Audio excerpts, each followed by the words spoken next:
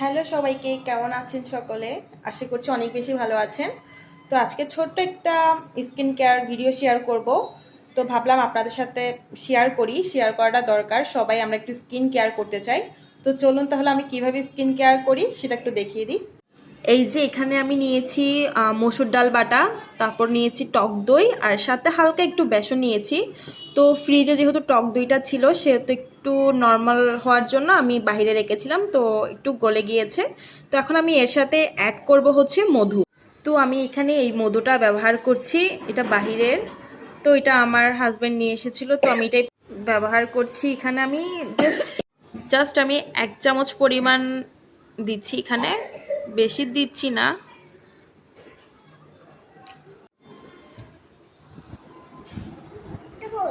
এটা খাওয়ালে এটা লাগবে, দিছি না, বেশি খায় না।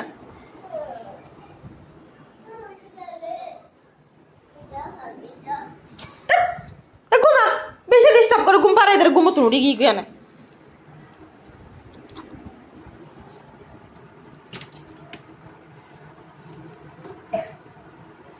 আর কুল্লুত কুল্লুত হাসতে তাকে।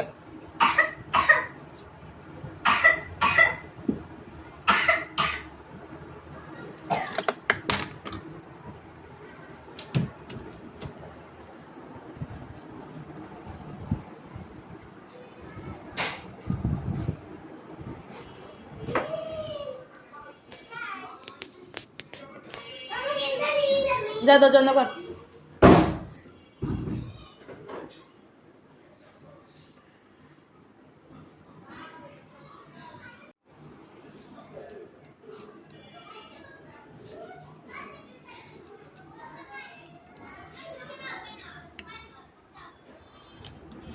আমি মুখটা একটু ওয়াশ করে নিয়েছি।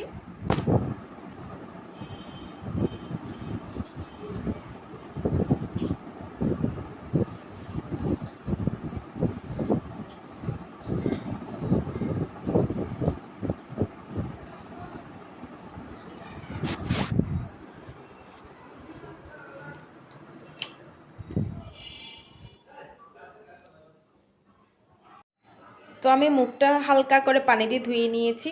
আর অনেকে চাইলে ফেস ওয়াশ দিয়েও আমি ধুইলাম না, তো এইভাবে রাখলাম। তো যে মিশ্রণটা তৈরি করেছি একটু একটু করে মুখে লাগিয়ে দিব। আর তো সবাই জানেন যে মধু, তারপর টক দই, আর হচ্ছে আপনার বেসন, ডালের গুঁড়া, এগুলো কতটা স্কিনের জন্য ভালো। আমি নর্মালি এগুলো দিয়ে স্কিন কেয়ার করি। আমার মনে হয় এতে করে আমার স্কিনটা অনেক ভালো আছে, অনেক ব্রণ থেকে অনেক ভালো আছি। কারণ এখন মানুষের যে পরিমাণে ব্রণের সমস্যা দেখা দিচ্ছে সে তুলনায় আমার অনেক ব্রণ কম। আমি তেমন একটা কিছু মুখে ইউজ করতে পারি না, কারণ আমার স্কিনটা অনেক সেন্সিটিভ। তো আমি এইভাবেই স্কিন কেয়ারটা করি। আয়না দেখে একটু পুরো মুখে অ্যাপ্লাই করে নিয়েছি। আর আজকে টক দইয়ের পরিমাণটা একটু বেশি হওয়ায় মানে মুখ থেকে খুলে খুলে পড়ে যাচ্ছে। তো যাই হোক, এইভাবে দিলাম। এইভাবে আমি হচ্ছে জাস্ট 15 থেকে 20 মিনিট রাখবো, তারপর মুখটা ধুয়ে নিব। আর ধোয়ার পর রেজাল্টটা আপনাদেরকে দেখিয়ে দিব কেমন। তো এই যে আমি মুখটা ধুয়ে এসেছি, মানে কতটা গ্লো দিচ্ছে মুখে। তো ঠিক আছে, আপনাদের যদি এটা ভালো লাগে আপনারা ইউজ করতে পারেন। আসলে খুব ভালো একটা রেমেডি, স্কিনের জন্য অনেক কার্যকর। তো ঠিক আছে, আজকের মতো এখানেই, টাটা।